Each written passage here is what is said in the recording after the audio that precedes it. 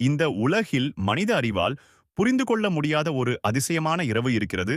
அதுதான் மிராஜ் இரவு. ஒரே ஒரு இரவில் அல்லாஹ் தனது தூதர் நபி முஹம்மது அவர்களை மக்காவில் உள்ள மஸ்ஜிதுல் ஹராமிலிருந்து பாலஸ்தீனில் உள்ள மஸ்ஜிதுல் அக்ஸா வரை அழைத்துச் சென்றான். இந்த அற்புத பயணம் இஸ்ரா என அழைக்கப்படுகிறது. அதன் பின் நபி அவர்கள் வானங்களுக்கு மேல் உயர்த்தப்பட்டார்கள். ஒவ்வொரு வானத்திலும் முன்னைய நபிமார்களை சந்தித்தார்கள். இப்ராஹிம் அலைவசலாம், மூசா அலைவசலாம், ஈசா அலைவசலாம். அனைவரும் நபி முஹம்மது அவர்களை மரியாதையுடன் வரவேற்றார்கள். அதன்பின் நடந்ததுதான் மனித வரலாற்றில் எந்த ஒருவருக்கும் கிடைக்காத மாபெரும் பெருமை. நபி ஸல்லல்லாஹு அலைஹி வஸல்லம் அவர்கள் அல்லாஹுவுடன் நேரடியாக உரையாடினார்கள். அந்த இரவில்தான் முஸ்லிம்களுக்கு 5 நேர தொழுகை கடமையாக அறிவிக்கப்பட்டது. தொழுகை என்பது ஒரு கடமை மட்டுமல்ல, அது ஒரு முஸ்லிமின் மிராஜ்.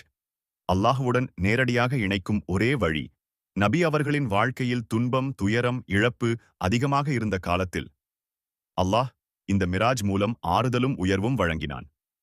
மிராஜ் இரவு நமக்கு சொல்லும் செய்தி ஒன்றுதான்: தொழுகையை விட்டுவிடாதே, அல்லாஹ்வின் மீது நம்பிக்கை வைக்காதே என்று ஒருபோதும் நினைக்காதே. இதுவே மிராஜ் இரவு.